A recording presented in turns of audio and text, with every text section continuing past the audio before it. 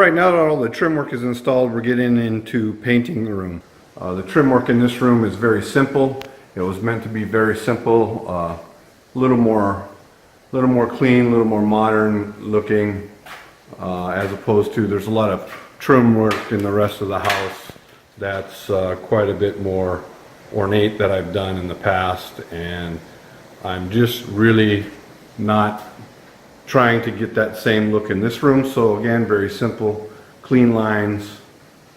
As we can see here, I've already started painting the trim work. The first thing I'll do is paint all of the trim, and I'll not be too worried about any overlap that I get onto the walls, because it's easy to paint the trim work here. If there's overlap on the walls, when I come in with the final wall color, I'll cut in the wall color and go from there. So even on the upper trim work onto the ceiling, I do the same thing. I don't worry about any of the overpaint that I get on the walls. And on the upper portion, what I'll do is I'll go ahead and cut in all the acute angles that the roller won't be able to reach. And then I'll come back, as we can see over here, and then I'll roll in and connect where these lines end up meeting and fill in. Now that paint up there is wet, so you can definitely see the difference between the wet and the dry paint lines, and that will all fill in rather nicely. Okay, so as far as painting goes, with a roller and a brush, what I like to do is I like to come up at some different angles, different directions, and do a pattern something like this. What it helps to do is it helps to fill in opposite directions as the roller goes over the textured surface. This is a textured wall, so it helps to ensure that you get all of the nooks of the different texture, and you get better coverage when you kind of do a back and forth type of pattern. Okay, the ceiling color has dried and it came out real nice. Again, what we're trying to accomplish with running the ceiling color down onto the walls is it gives the illusion of the room even being taller than it is. So I do have 9-foot exterior walls. So this ridge line up, this line right here is 9 feet.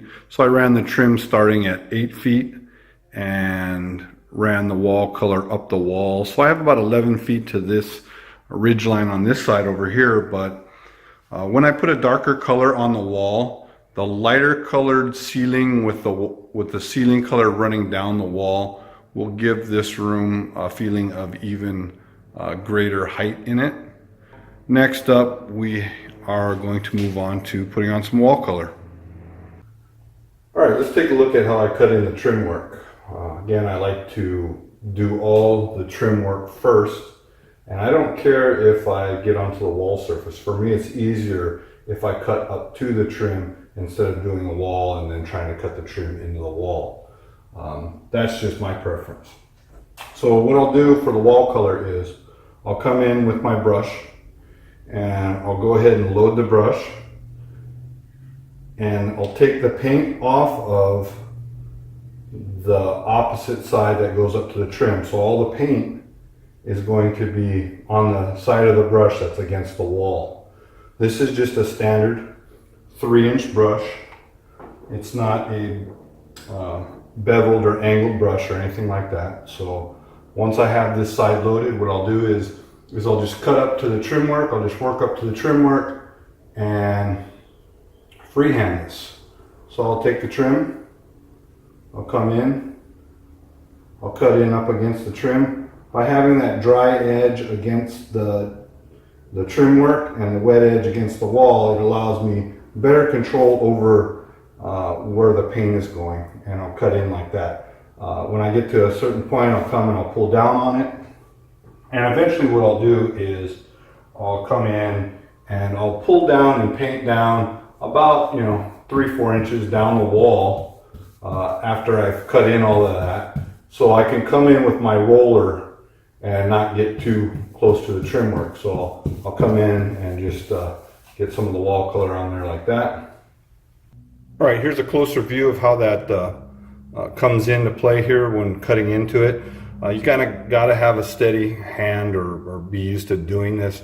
If not, other options, people do take blue painter's tape off the trim work and come in and cut in. But for myself, it takes a lot of time and effort to tape stuff off, so I just freehand this. All right, we have the wall color up now, so there's some of the trim work there around the door that matches the ceiling color and the wall color there.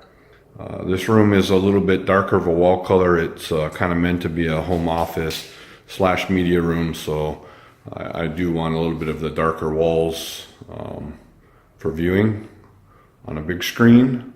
The door will get painted over there the same color as probably the trim. I'm kind of undecided on what to do color wise with the trim and the door color. So I've got the wall color and the trim color with a little bit of a paint color of each on the door to try and see which I prefer. Also, the wall section over here was the area that that I did the patch on, and you know, it's absolutely you cannot distinguish it. You cannot tell it was ever there if you do it correctly and match the texture well. Okay, so that's pretty much where we're at right now with the room and the painting. We'll move on to doing some of the installation of the hardwood flooring next, and then eventually after the flooring goes on, we'll put in the baseboard last.